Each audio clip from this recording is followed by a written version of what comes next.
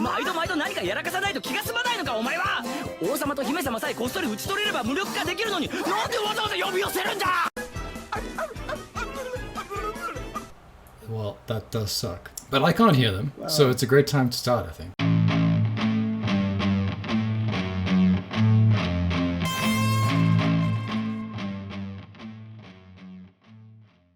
では商談といこうか。 Welcome to that Japanese thing. We're not reviewing anything today, we're talking about something we're excited for, which is Konosuba Season 3. Well, it's something I'm excited for, and I think Yesh is as well. Hey Yesh. Going well in yourself. Dylan, on the other hand, I think hates talking about this. So of course we're gonna just, punish him and make him do it for a while. How you doing, Dylan? I fully expect that I'll have to watch this so that we can talk about it at the end, but right? Yeah. Probably. Absolutely. It's kind of a miracle it's even happening. Season 3 of an isekai. Has anyone ever heard of such a fanciful feat being achieved in this modern era? Overlord on like season 5 or something? Yeah, that is true. I suppose others there. Overlord's got 3 seasons. No, it has 4. Sorry, It has 4. Is it 4? Yeah. Well, then Remember, we got I don't know. we got way out. We got exactly to Climb and Rainier in her demon form. Yeah, taking over the kingdom. Oh, you're right. I actually forgot that the taking over the kingdom was an entire arc. Ooh. I gotta tell you, the only thing I'm still excited for them to do in the anime, I want to see Brain and Sheltier do stuff. Well, we can talk about it at the end of this, but Overlord's movie is covering, I think, my favorite arc of Overlord. Sweet. But before that, Konosuba. Mm-hmm. Konosuba Season 3. Season Heard 3. those cats, Chris.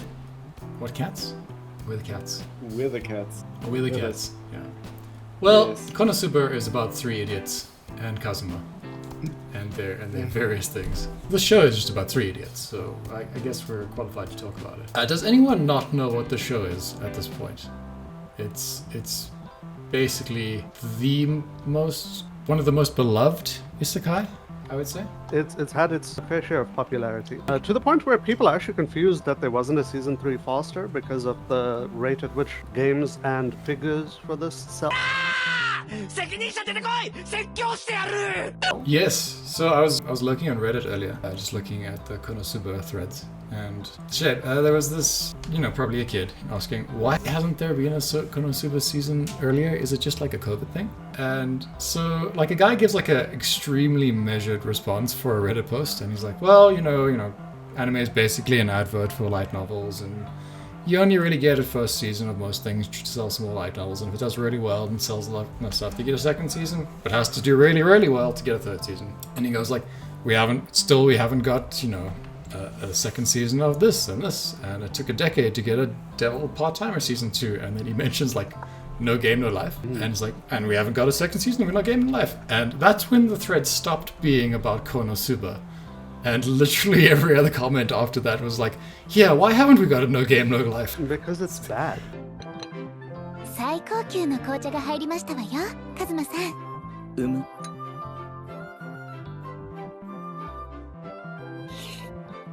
お湯なんだけど。 I know, right? It's like Firefly for anime.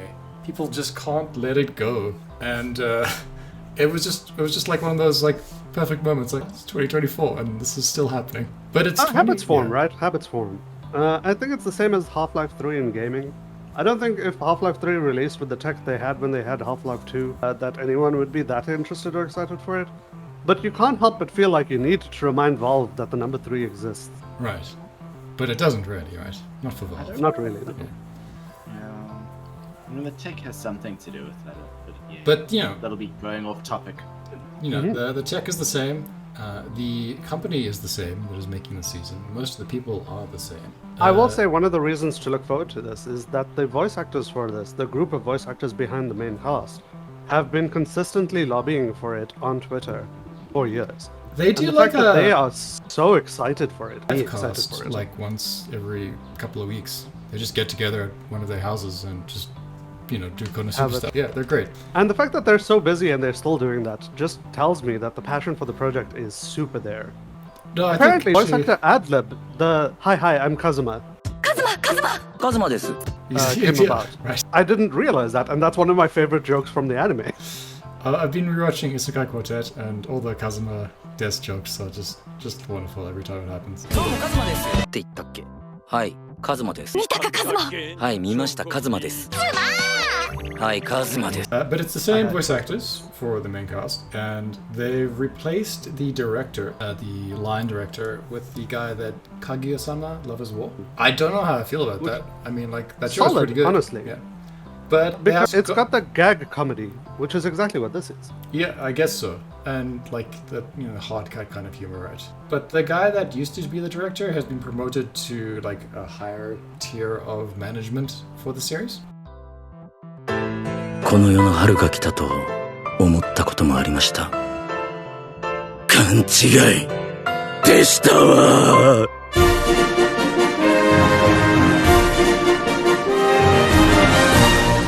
So I think we're okay.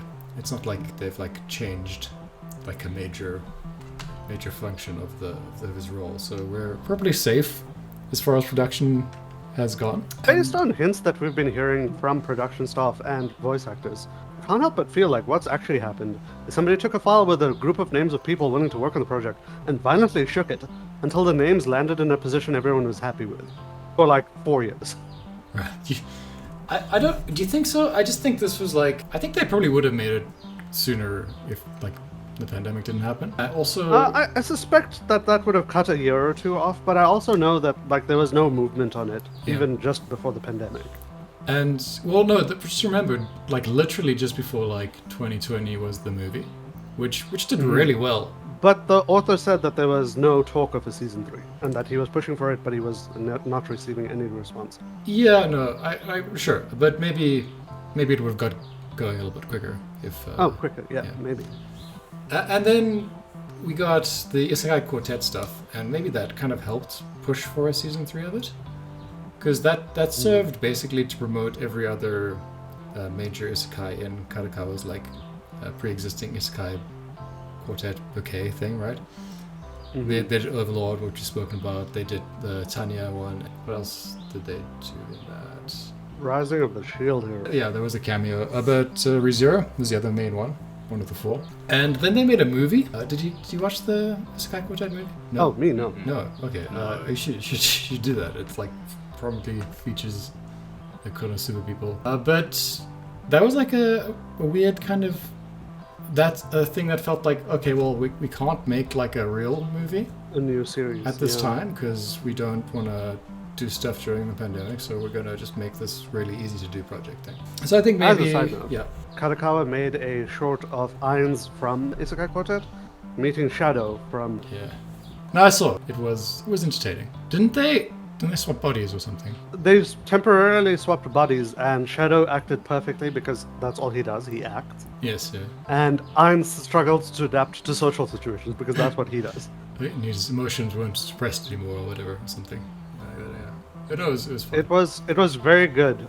Obviously, the people that made it like it's so weird for me to have to say that, but obviously the people that adapted this liked the original content. Absolutely. I think those things are just fun to do as well, and they don't take too much effort, so you don't have to grind someone to death to make that sort of level of stuff. But it is Japan, so they will.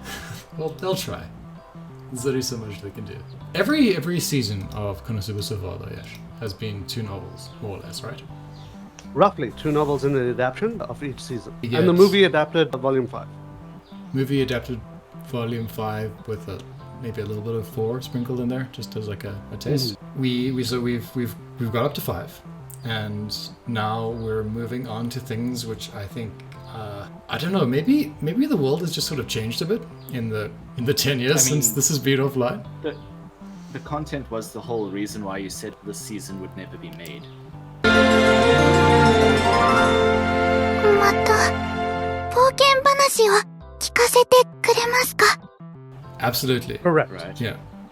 So we're getting to the Princess Saga. What is it actually called? There's 2 halves to it. There's the Princess arc, Princess and of then Six there's Flags is the book. Redemption, which is the I can't remember what it's called. It's got a very specific title, but it's 2 halves of the Princess arc. The first one is Princess of the Six Flowers, and the second one refers to another anime.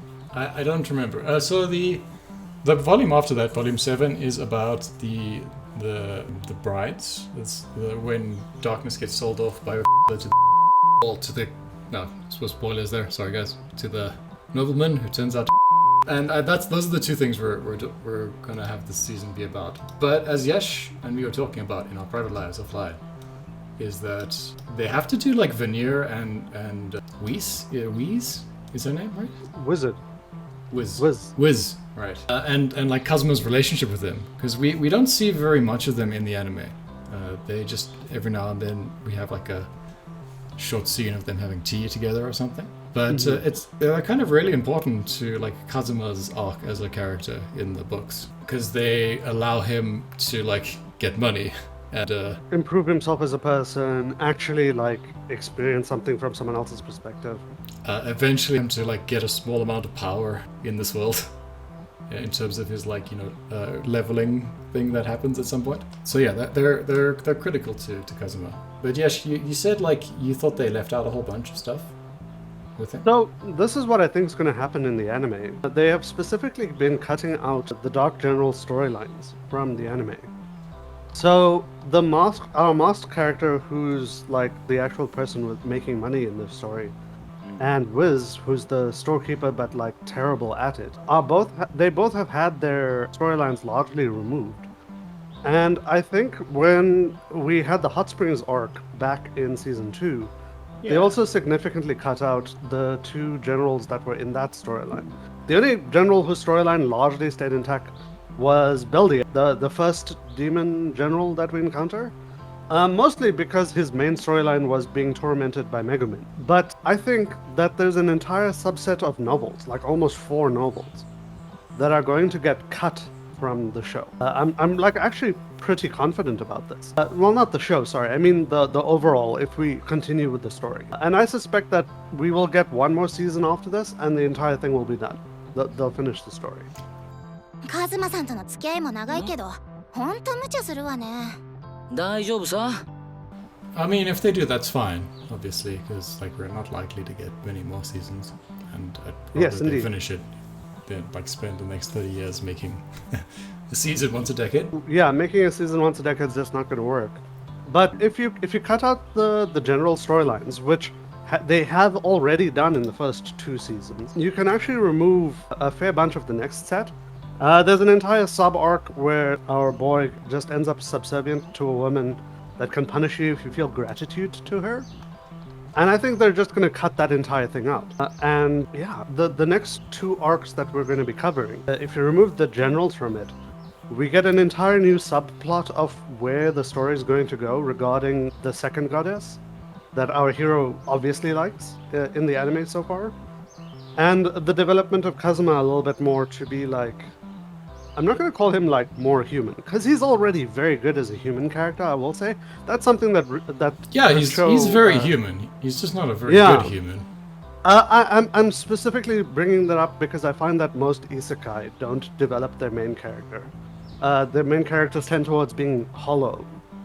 But Konosuba in particular has developed this character that's a believable high school student that's perhaps a little selfish or self-centered or just doesn't feel like he wants any responsibility, into this character that's almost heroic in some regards, but only if his friends and the people he knows are at risk, which So- feels way more real. I don't want to spoil too much for people who are going to watch this anime and not read the light novel. But in the movie, we had like a touching scene sort of between Kazuma and Megumin, and like they had like a bit of like a development in their romance. In this upcoming one, we're gonna get more of that, and it's gonna like develop further to the point where you think, oh yeah, they're basically an item at this point, and then he's just gonna ditch her for like a 12-year-old girl for the rest of that book, right? Well, to a certain extent, it's because he's always dreamed of having a little sister, and the fact that this particular little girl can give him a life of indolence, because she has effectively unlimited money. So he doesn't have to work, he doesn't have to adventure, he doesn't have to put his life at risk or anything. But you know who else has effectively unlimited money, Ash? Dustinus? Kazuma, at this point. Sort of, kind of, but like they get rid of, whenever he has unlimited money, they get rid of it pretty fast.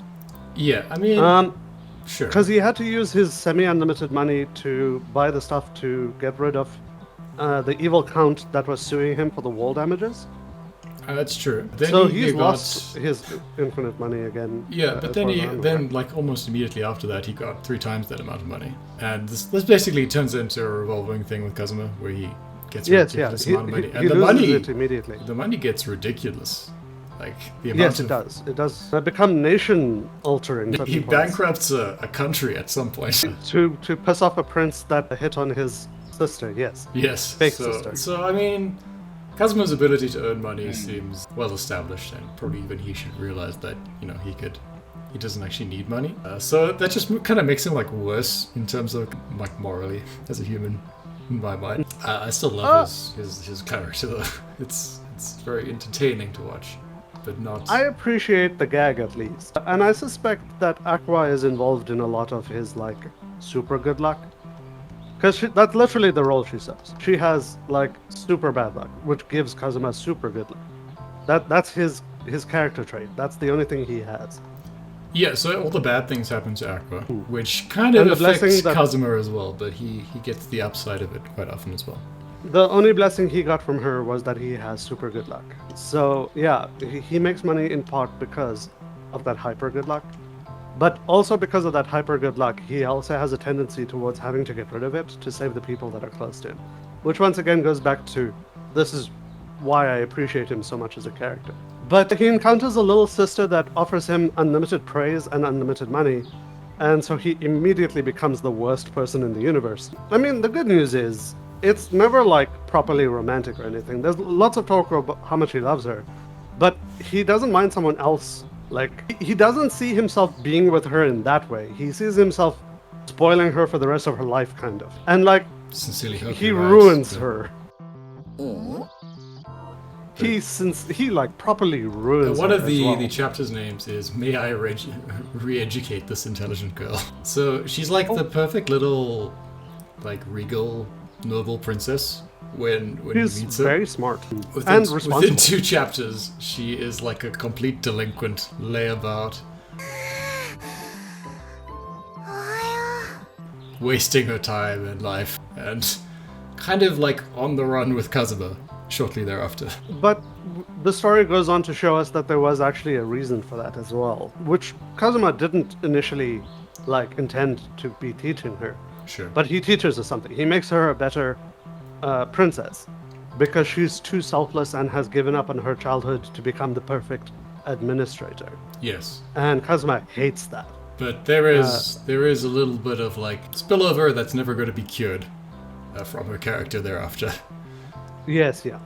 But I think it actually works out beautifully because it makes her a better character. It makes her a better person, that she's a little bit selfish. She doesn't just do everything for her kingdom, she does some stuff for herself.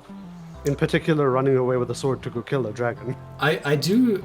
The one thing I really want to see in the anime is Aqua, like, forgiving Kazuma for his sins at the end of when he gets basically teleported, I think naked, back to the gates of the town, and she's the only With one. the memory that Yeah. forgives him, yeah. Oh, no, it's so he does a bunch of stuff, and the only way that people can, the one character can think of to fix the situation is to erase his memory or alter it of what he did. So he gets teleported back outside the gates of Axel, and of course Aqua's there, and she's like, "Oh, there's a weird little, block on your memory, Kazuma. Let me remove that for you immediately."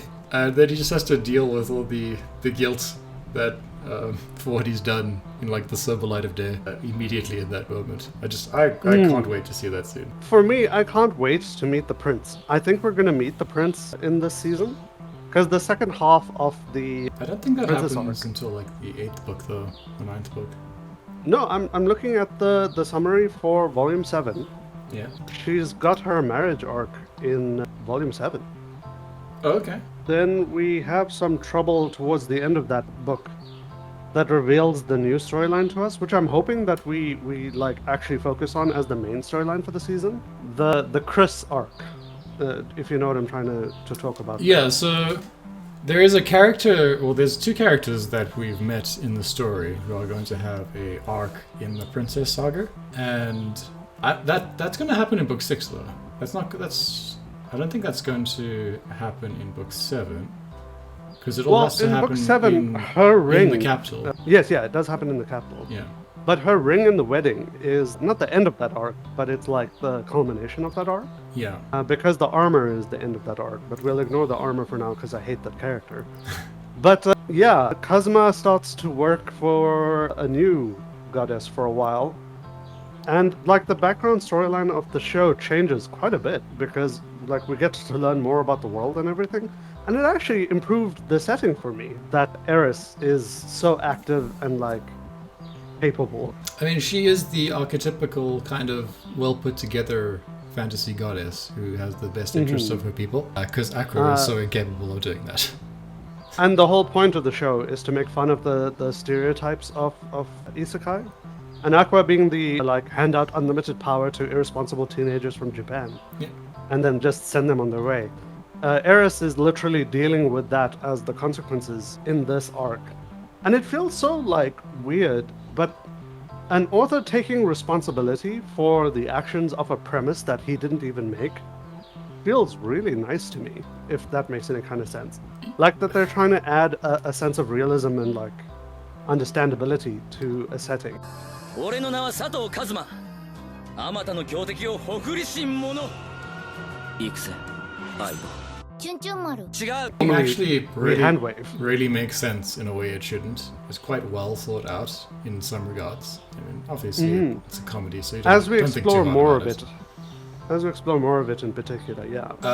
What I kind of like thinking about sometimes is that if Aqua just hadn't done anything, if she had just not summoned anyone from Japan to be a hero, nothing would have happened. The world would have Not been entirely fine. true, because if we go back in time to the guy that invented the Crimson Demons, there were things happening at that point in time as well where a demon lord was getting ready to invade, and they had to make Magitech to push it back. So yeah, the that's idea that possible. there was a crisis and stuff was happening is absolutely true.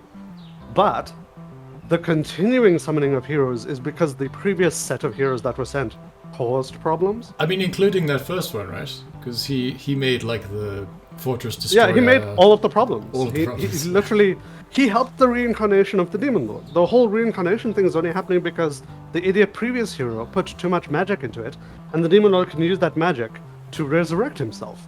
So it's literally because the way they killed him was bad. So Irresponsible. Yeah. Irresponsible even, yeah. が聖剣エクスカリバーだ。 So Aqua has to summon a new batch of heroes every few years to fix up the problems that the last batch of heroes she summoned did. And it's not even that small a scale really, because I'm not sure if we're going to get to it outside of the city during the siege. I think we might actually see it in book 6. We're going to be in the There's- capital during the siege. so- There's hundreds of summoned heroes in that battle, with all the cheat powers unique cheats. that Aqua summoned over the Mitsurugi years. is not the only summoned hero in the world at this point in time. Which, actually, if you read the light novels, it was suggested that there were more than the heroes that we meet in the light novels, because the Adventurers Guild talks about other summoned heroes. But yeah, we don't see them until the Princess arc. Absolutely.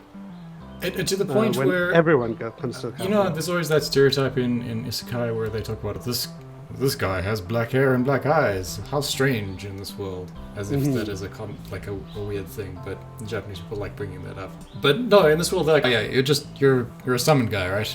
You're one of those people, one of the heroes. Well, the princess's bloodline is from the second hero or the third hero or something. Yes, they do yeah. bring that up.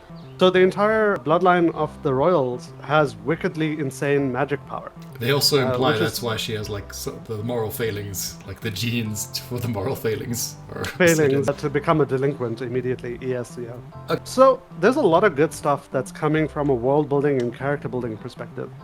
We are surprised that a season 3 is being made at all, but extremely grateful. I think both of us are. Yep. And I'm happy that we're going to see the Darkness Wedding, because that was one of my favorite ones. It's one of the few times where Kazuma does like a generally good Genuinely thing. good deed. Yeah, that and maybe some when he people are- rescues Megamin, right? But So the Mega Man Village arc is also technically a genuinely good thing. in a very technical sense, it was done purely because he spent a night with a girl, his heart beat a little bit fast, and he felt, I need to protect this. Sure. Just there's subsequent things that happen in that storyline which muddies those waters in terms of Kazuma's actions.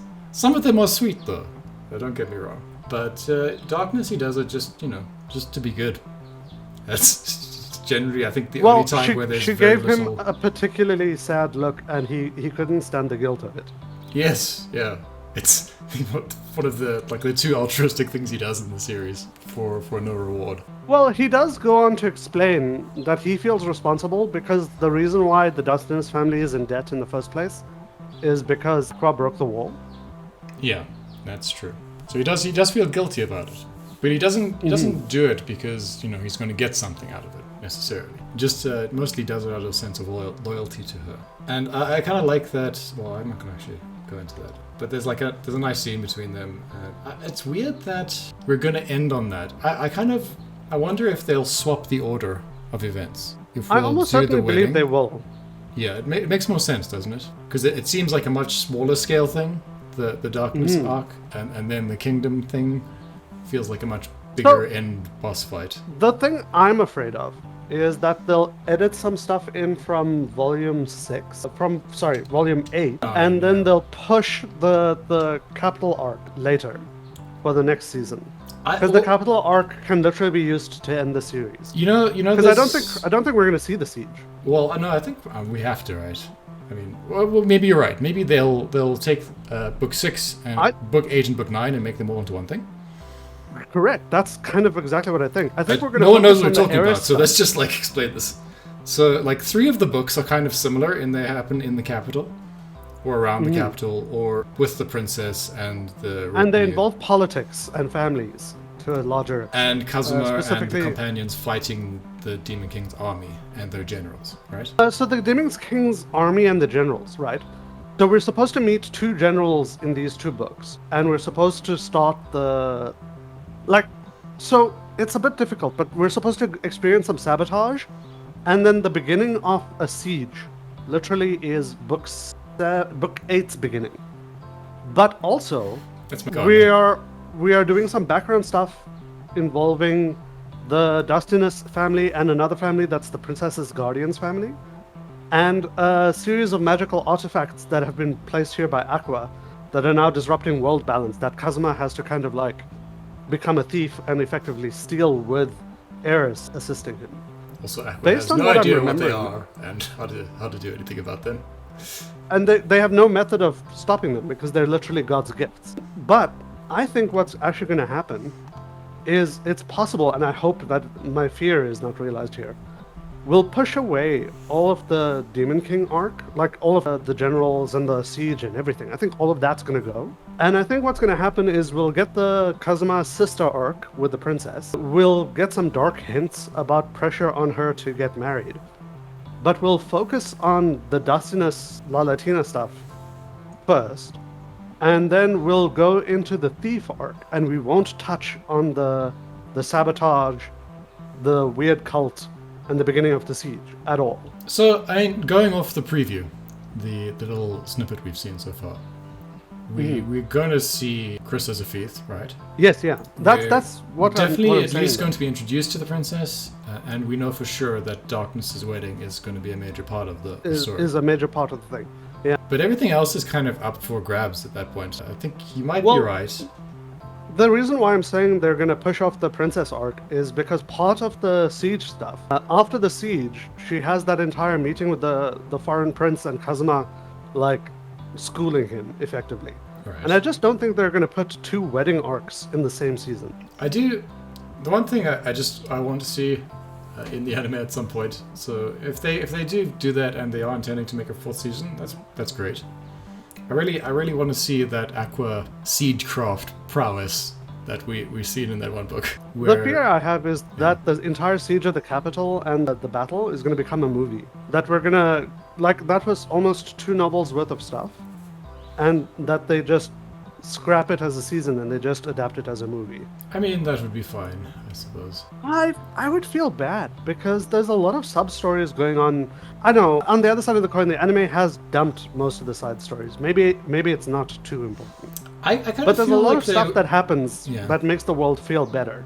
No, it's true. Like, I mean, it feels bad if they would just ignore the casino arc, right? 'Cause I think we're going to just skip right over That would be it, so yeah. much fun to watch. Absolutely. But if what you're saying is there, like, are we gonna miss like the whole Kazuma leveling up arc and that sort of thing? Is that just gonna be cut? I genuinely think it's just going to be cut. The Somewhat princess sad. goes to fight a dragon, cut. Right. The return to the Red Eye village for a celebration, definitely cut. Well, they return 3 times in total, so they probably just condensed that into one outing. No, I genuinely think it's just going to be fully cut because that leads into Megaman's friend. What's her name? The one that has trouble getting friends. Union. Union. Union. Yeah. 我が名はユンユン。アークウィザードにして上級魔法を操る者。やがては高魔族の長となる者。 I think Union's side story, where Kazuma and Union go off to do something, cut. Genuinely, I just think all of this is going to go. Right. And then we're going to end up with Aqua feeling bad that she's risking everyone's lives just so that she can become a goddess again. And you know where that leads. No, I will. Yeah, we know it. Well, obviously, Aqua.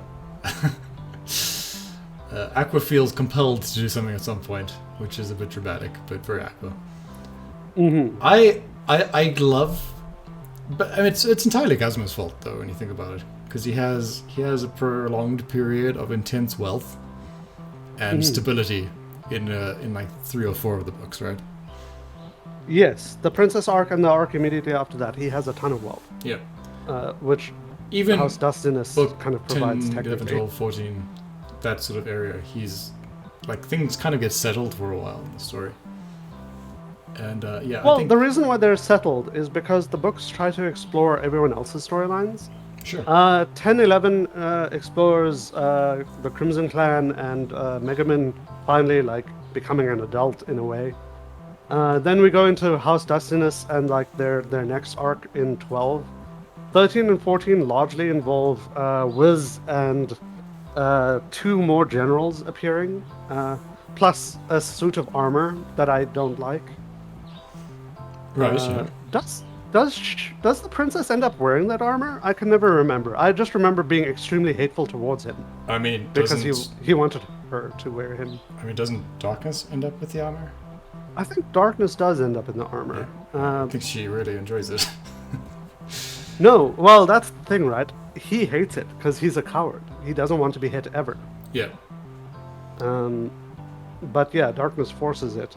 But still, yeah, I think all of that's just going to get cut. I mean, look, there's so much story, and like I suggest everyone who's into Konosuba just read it because it's really fun and super great. I do genuinely consider this one of the best isekai, perhaps the second best isekai I've ever read. And there is just a point. So I think it's at some point because they do convert like money from our world money to in-game, not in-game, like in-world money. So you can like know how wealthy Kazuma is. He spends $300 million. I worked it out on buying power-ups for Megaman. Yes, yeah, magic stones. Yeah, that would be the best thing to see in an anime, wouldn't it? The infinite explosion.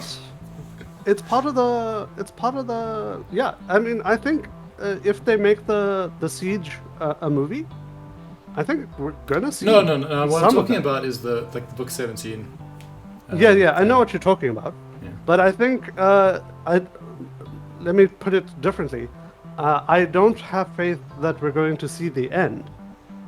So I think the movie that is the Siege of the Capital is going to be the end of the anime. Yeah. And I think they will take that bit and put Megaman on a wall with the stones. Probably. Because we already had, not infinite, but we already had rapid fire explosions with Wiz, Aqua, and Kazuma. Because Kazuma drained Aqua to feed Megaman. Yeah, well, that was like 2 in a row. Right. Yeah. But what you are talking about is sort of the very end, kind of. Yeah. And I don't think we're going to get there ever. So I think they'll just put it in. If they make a movie about the siege, I think they'll put it in that. Well, I guess we'll see.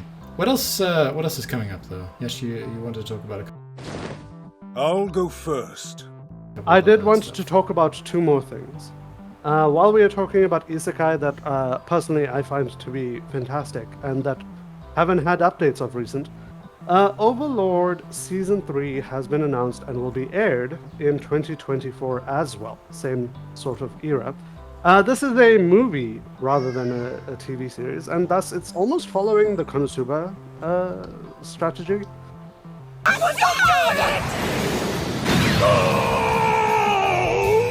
Where when something doesn't have enough content to make a full series, or perhaps not enough support from the people that decided what gets animated, they make a movie instead about a specific arc that may be a little bit interesting. そんな楽しい国にしたいのです。劇場版オーバーロード西王国編2024年全国 This will be condensing novels 12 and 13 into a singular movie. Its runtime is estimated to be just over an hour and a half. We don't have an exact time because cutting is not yet complete as far as we can tell. But this may be my favorite arc of Overlord overall. In part because one of the few problems that Overlord can have is it's a bit difficult to empathize with the people in Nazarick, being as they are so alien and different. And this entirety happens in the Holy Kingdom, where Ainz himself goes to go aid the Holy Kingdom against an attack from a weird demon named Jaldaboth, who previously had attacked the capital. Right. And yeah, it's the story of Ainz trying to build up his reputation in a place called the Holy Kingdom as the greatest undead lich, as he defends the kingdom against demonic attack. And it's one of the better stories told in Overlord, in my opinion, because you really get to see how this old guard is so against him, and technically they're correct. He is there to take over. But they have no evidence, they have no argument, and slowly this new generation of people that are only seeing him as someone who helps them start to take over governmental positions to try and get him into a position of power. And it's a really... there's a level of comedy to it, but there's this weird fanaticism that comes from it that's really well told. And I really hope that it translates well. As something from a pure human perspective that actually gives you an idea that Overlord is about more than pure luck or excessively powerful minions. The character that is the Overlord is also a highly intelligent, capable person. Yeah. It's a good idea to make it into a movie. Overlord books are not as dense as some other books. And they have a much more straightforward storyline in most cases, with things that aren't happening on screen basically being explained by dialogue, right? So it's really easy to do that. To condense it down, yeah. Yeah. I will say, personally, I do find the world building in Overlord better than the main storyline in many regards. When they invaded the kingdom and we got to see Renner's final play against all of the nobles, and that the prince was such a good guy and all of this other stuff, I really felt for the kingdom. I really felt that the kingdom was well constructed with real problems that just all collapsed in on itself because of outside pressure eventually. So for me, Overlord is one of the better written books, but the main character interactions are not really what we are there for because they are a little bit lighter, a little bit less well written than some other series perhaps. It doesn't make sense as an anime though. It doesn't hold up, unfortunately, in terms of like logic. We get to like the fourth season and things kind of just happen because they have to, because they're part of the light novel. Mm-hmm. But we don't get any build up. The last adaptation was right. a little bit too rushed.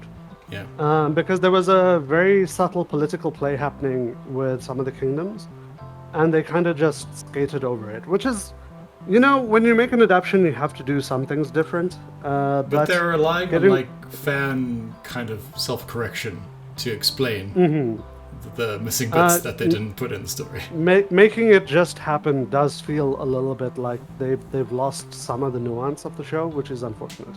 Like Dylan, did like Overlord season 4 make sense to you?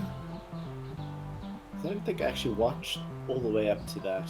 I think Okay. I cut out like after season 2. Right. And it made sense in a very, like, even that specifically made sense in a very overly constructed way. Like they just told you it's like this because of this.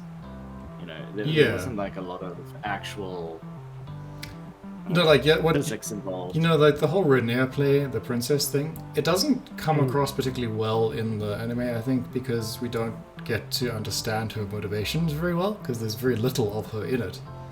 So, in the initial seasons, they don't show Renner or her actions.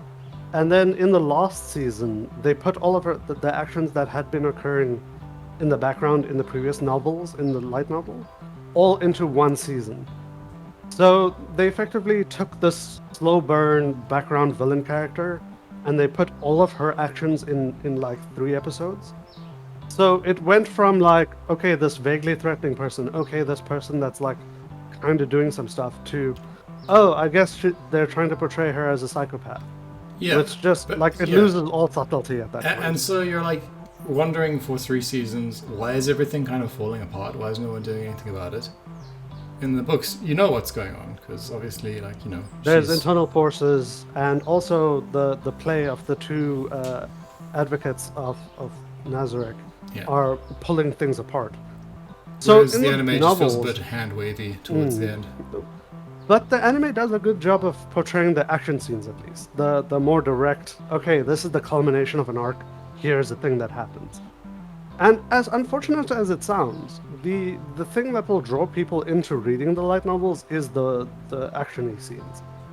But yes, I will admit that the Overlord anime does get rid of most of the subtlety and world building. And honestly, I don't find the characters from Overlord as interesting as the world building. So Sure. I will say that I can understand how somebody could bounce off of the anime. I can understand how the anime might not feel like a top 5 of isekai. We're not doing a good job of selling that we're kind of excited for the movie, are we? Well, I'm specifically saying that this movie, a lot of the focus, if not maybe the entire focus, is on character interactions with new characters that we get introduced to. So there's no interactions that have been cut. There's no interactions that aren't like supposed to be part of this. I think this might be the best arc to adapt to an anime, because they haven't cut anything yet. Nothing that has happened previously relates to this, if that makes sense. So, given a chance to tell a coherent, self-contained story, I suspect a movie might be a very good way to do that for this movie. Sure. I think this might be a good, really good light novel to anime adaptation. And also, it focuses more on Ainz as a person than Ainz as the Overlord, which is something that's been sorely lacking. Yeah, With the we've, exception of the first couple of episodes of the original anime, we rarely ever get him as a person talking. We've in only the anime. ever seen it in things that aren't Overlord, right? So Yes, yeah, in that's Isekai also true. Quartet and In other Isekai things he's Quartet. been in, we get a bit of that, but basically nothing else. Mm-hmm. And you had one more thing, Ish, you want to talk about? Yes, so apart from Overlord movie, we also have the 3rd season of ReZero. Now, this is actually what I consider my favorite isekai. This is the number 1 spot for me. After 2 fantastic seasons of exploring character flaws and our main character actually improving in some regards while still being flawed, we're finally moving on to season 3. It has been some time since the previous season, and we're finally also moving into the part of the story where we get to discover how Subaru is connected to the Witch of Envy in particular, Okay. or perhaps how Subaru's immortality works Right. is more accurate. Does Uh, I haven't read any of these because I'm not really into them. It just occurred to me the other day that Subaru keeps killing Emilia's relatives. That's basically his thing. That is one way of viewing it, I mean, which is probably quite accurate. Killed her mother, right? And killed her mother. Killed her father at least. Indirectly, there's some implication that maybe the mother's death wasn't involved in some way in this, but like that's way back in time, so it doesn't make super amounts of sense. There's some machinations in the background from other forces making all of this happen.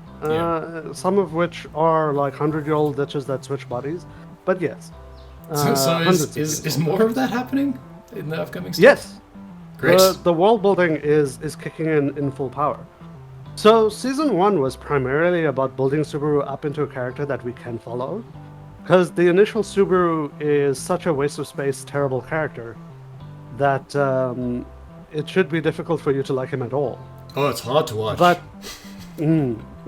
the show does a fantastic job of showing us what's wrong with him. Because he does a fair enough job of trying to appear like a normal average person. But it forces him to face that all of what he is doing is selfishness and greed. It's nothing to do with love at all.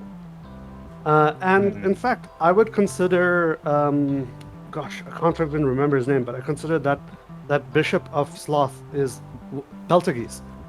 Betelgeuse. I consider him one of the best villains of that year. One of the most memorable characters of that year, even. Surprisingly redeemable, isn't he?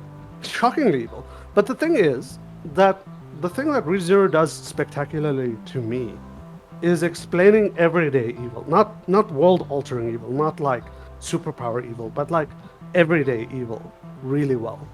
Because the evil that Subaru has to overcome is not like the witch's cult or anything like that. All of that's external stuff that he's too weak to actually deal with. The evil he has to overcome with is his idea of sloth. His belief that he is worth nothing and his actions are worth nothing. So he has to work himself to the bone to fanaticism, to be fanatic like a devil, in order to force Emilia to be indebted to him to the point where she can never let him go. He's not working for love. He's not working for passion. He's working to force a woman to love him. Okay. And Betelgeuse is doing the same thing. He doesn't love the witch. He loves the idea that if he works hard enough, he can force the witch to love him. And when both of them... Sorry, yes? I just wanted you to kind of take me through how that was, what you just described was Subaru learning to fight banal evil. Well, because he's the banal evil. Let's not force this issue too much. I think it's going to become too complicated. Okay. So, Season 2, we got something about curiosity. Season 3, we're going to get into some of the other stuff involving the other sins, and particularly a version of Subaru that has gotten past 2 of his sins, getting to meet other versions of himself involving the other sins, and quite possibly not the witch herself, but like a version of the witch that can give him information. And the wise man that planted the giant tree that killed the whale. Is there also going to be more about the book? The book, yes, absolutely. So Echidna, the primary witch that we meet in season 2, is involved with the book as well, but like it's very peripheral. So we start to get the idea that the witches need to pass ideas down on into the future to pass their particular flaw to other people so that they can gain their power. So the witches cult is there were previously several witches cults, and each of them were worshipping a particular aspect, effectively, of human flaws. But the Witch of Envy ate them all, and now all of the witches cult is involved in a little like spat with itself. And we're going to find out a little bit more about this as it has been brought up in the anime, so I can mention it. Subaru displays all of the flaws. He was confused for pride at the very beginning. Then he out-gluttonied Betelgeuse. And then he out-curiositied... not curiosity, I think it's gluttonied. Echidna. Yeah. No. He doesn't out Envy because Envy is the final villain. So he has Envy all the time. Isn't she All Sloth? he is a bundle of Envy. Sloth? No. So she's the Witch of Envy, but she has eaten the other sins. Okay. So she is now the Witch of Sloth, yes. Right. But she's the original witch is the Witch of Envy. The one that resembles Emilia. Sure. I have no particular desire to see any more of ReZero. But I will because of inertia, I think, more than anything else. I was gonna say it's either Stockholm syndrome or like sunk cost fallacy, right? It is one of these two things. It's yes. work. It is work to watch this series. But you know, I remember when we. Yeah, I remember when we did the review and you guys forced me to watch it. It's like it was one of the better ones that I watched eventually. Yes. Yeah. It was torturous to get there. It was not easy to get there. It was a lot of work to get there. So let me put this in a slightly different aspect. We are watching Ashoka from what's that Star Wars prequel thing where they're doing Clone Wars? Is it Clone Wars? It is Clone Wars. We're watching Ashoka from Clone Wars. That's okay. She's not likable at the beginning, and then she develops into some. The story is worth getting there for, not because of her, but because of the story, if that the world. Some people would say it doesn't work out in the end, though. I mean, it doesn't have to work out. Did you enjoy the story? Is the question. Oh no, I love all of that stuff, so that's Yeah. fine. It doesn't work out for Subaru But either. The reason I most of think the you should storylines. watch it, even if you don't like it, is because it's involved in so many other properties, and you have to just kind of keep up with it to understand what's going on. So if you like, fair enough. if you like Tanya, Konosuba, and Overlord, it's going to be involved. It's going to involve that itself with ReZero at some point. So might as well just watch it as it comes out. On the other side of the coin, I consider this one of the more well put together convenience I was plots. watching. So yes, you said Moonlight. What's it called? Moonlight Fantasy. Moonlight. Tsukimichi. Tsukimichi. Moonlight Journey. So now Moonlight Journey is actually a better. Like it has an element of every bloody goddamn isekai, and every person's name in it is just a reference to a character from another isekai book. And it makes it more enjoyable if you know some of those things. The other things, the references. Sounds like yeah. hell. Ugh. I mean, it kind of is, but I'm really invested in this hell. No. But Tsukimichi is more of a kingdom builder than I don't know what it is at this point, Yash. It got really weird in the second season. So he switches to being a mixture teacher and trader in second season. Well, I mean, that's sure. Well, maybe that gets brought up at some point. The anime has gone off the rails, though. It feels like a completely different show. But yeah, I think we've strayed from one point again. So, Konosuba? You're excited for it. Neither me and Dylan are super excited for it. But I think you said that saying that backwards. ReZero. Yeah. So, yeah. So you're not excited for the third season? I am excited for the third season of ReZero. You said Konosuba, which you are excited for. I am, yeah. Yeah. Sorry. Maybe I'm I mean, I'll watch I think I'll probably watch the third season of ReZero. I'm not gonna watch more of Overlord. We can skip Overlord. I don't think as a group we're that interested in I'll do Overlord. Konosuba, so that I can have 3 words in them when we do the review of that. I'm sure we'll get to I'm certain that we're going to review Konosuba, as 2 of us consider it sort of like top 3 favorites amongst these isekai. Hey, if we do Overlord, I'll force myself to get drunk watching that too. I mean, good news is it's not a series; it's just a movie. But all of them have at least one character I really like in them, at least. Okay, I mean that's good to hear. That's maybe a thing to focus on if you're struggling. Yeah. Sorry, Dylan, what were you saying? I was just asking if you think that they'll consider coming out with it would be a second season technically. No, is it second or third season? Tanya the Evil. There's been 2 seasons already. There's been 2 seasons. 2 seasons and a movie, right? 2 seasons and a movie. There was a movie. We're getting a 4th season as far as I know, but it's not going to be out for a year or so. Maybe a bit longer. Tanya's Tanya's having troubles getting out of Japan for some reason. I don't know what exactly is happening. Yeah. But I've heard that it got cancelled twice and then restarted twice. So something that has been rehashed twice is not going to come out well.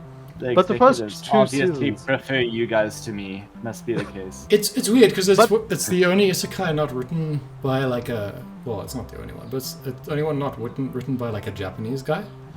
So it does do a lot of like references to the outer world, and some of those might not be super popular. easy to market to American audiences. Yeah, to outside audiences. Yeah. Although the fascist imagery might be, depending on who you're marketing to. It depends who's president at the time, right? That's the, Exactly. Yeah. So maybe that's why they're delaying it. That's Right. smart business people. The Smart savvy business people. Yeah. So I don't know, Wow. but I think we'll get more of it. It's too popular to sit on the shelves forever.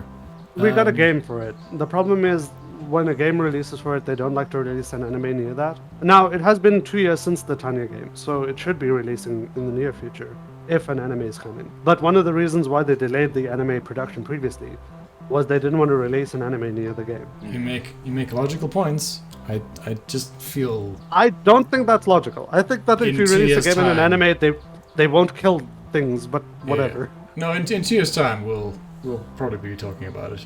I'm sure. So Tanya is one of the isekai that holds up the best as well, long term. Because yeah. even if you forget individual details, it's hard to forget the overall plot. Apart from literally calling the main opposition Mary Sue, I do think that this is one of those ones People that don't, people don't understand what that term means. I mean, it's the best looking isekai anime that we've got. For sure. That's at least one thing you can say about it. I think we'll get more. And they're not long Eminence seasons. in the shadows. No, yeah, it doesn't. Is The the animation best quality. looking anime. No, it doesn't hold up. By a wide margin. Rose tinted goggles. Yes, rose tinted goggles. It's average. It's mid. But you love it. We get it. Yeah. Doesn't referencing Eminence in the Shadows mean that it's time for the episode to end now? Yes, you're right. We should have a Yeah. drinking game where whenever Yesh mentions the Eminence in the Shadows, take a shot. Thanks everyone for listening. This has been us rambling about Konosuba, Overlord, and I can't remember the third thing because ReZero. oh no, I had to die and go back in time and remember it. ReZero. All right, ciao for now.